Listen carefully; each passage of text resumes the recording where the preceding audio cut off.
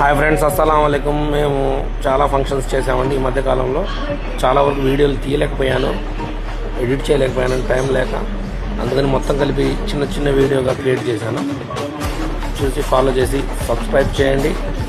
ఎవరైనా క్యాటరింగ్ చెప్పాలనుకుంటే జాకిర్ క్యాటరింగ్ని సంప్రదించండి.